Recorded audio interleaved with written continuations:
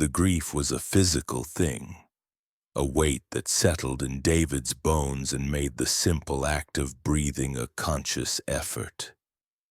It had been a year since Lily was gone, but her room remained a perfect, heartbreaking museum. The lavender walls, the constellation of glow-in-the-dark stars she'd insisted on arranging herself, the stuffed rabbit with one button eye slumped on the pillow. All of it was a testament to a life stopped mid-sentence. He sat on the edge of her bed, the springs groaning under a weight they were never meant to hold. In his hand he held his cell phone. It was a nightly ritual, a masochistic pilgrimage. He'd scroll through the photos, watch the short, blurry videos of her laughing, of her blowing out 6 candles on a lopsided cake. Her voice, a bright little bell, would echo in the silent house, and for a moment the weight would lessen. But tonight, the pictures weren't enough. The silence that followed the videos was deeper, more accusing than ever. His thumb hovered over her contact name, Lilybug. Her old number, disconnected a week after the funeral. He knew it was disconnected. He'd called it himself 100 times in that first month just to hear the automated, impersonal voice tell him it was no longer in service. It was a way of confirming the nightmare was real. Tonight, however, was different. A desperate, irrational thought sparked in the darkness of his mind. A whim born of whiskey and sorrow. What if? Just, what if? His thumb pressed the call button. He held the phone to his ear, expecting the familiar 3-note tone of failure followed by the recorded message. He closed his eyes, waiting for the small, clean pain of it. Instead, it rang. David's eyes snapped open, a single, clear, electronic purr. His heart hammered against his ribs, a frantic bird trapped in a cage. It was impossible. A glitch, a crossed wire. It rang a second time. He almost hung up, his rational mind screaming at him. But the desperate part, the father who would trade his soul to hear his daughters giggle one more time, held the phone in a death grip.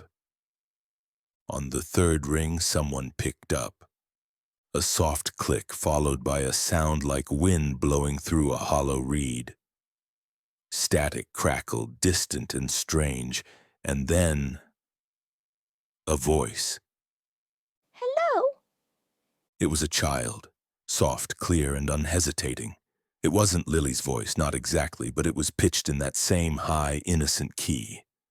David's breath hitched. His throat closed up. "Hello?" he stammered, his own voice a dry rasp. Who is this?" There was a pause on the other end, filled only by that strange, whispering static. Who are you trying to call? The child asked. The question was simple, without suspicion.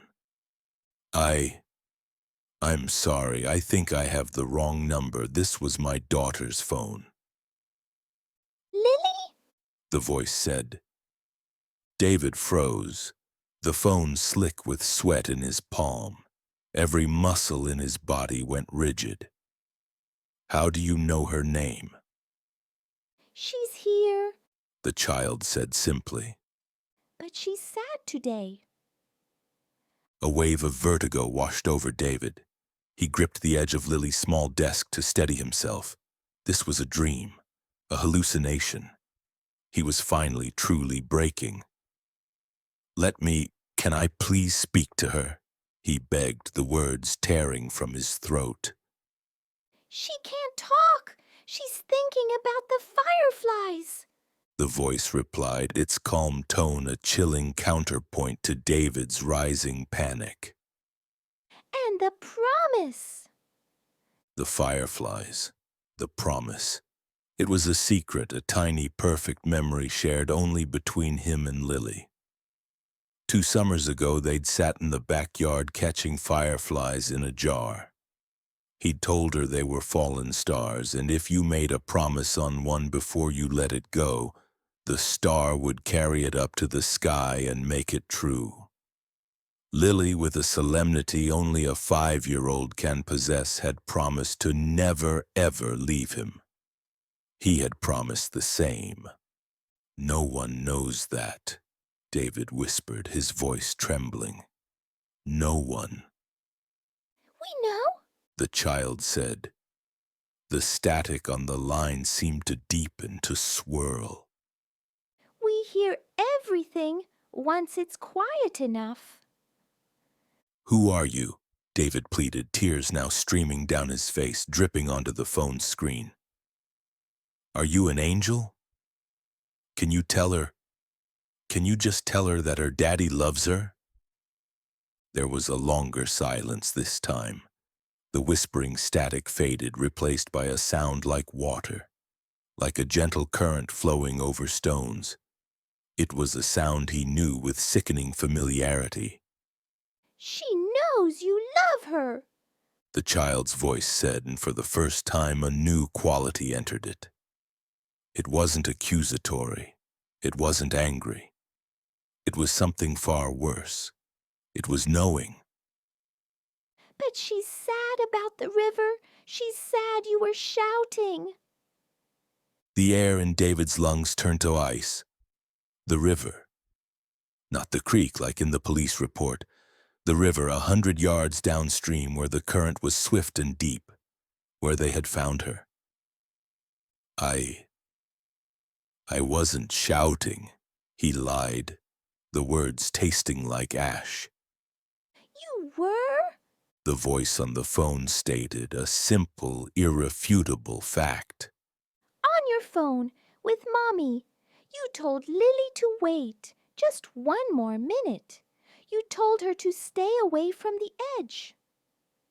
The voice paused, and the sound of water grew louder, more insistent. She slipped while you were looking at your screen. She didn't make a sound. You didn't even notice until the call was over. A sob tore from David's chest, a raw, guttural sound of a soul laid bare.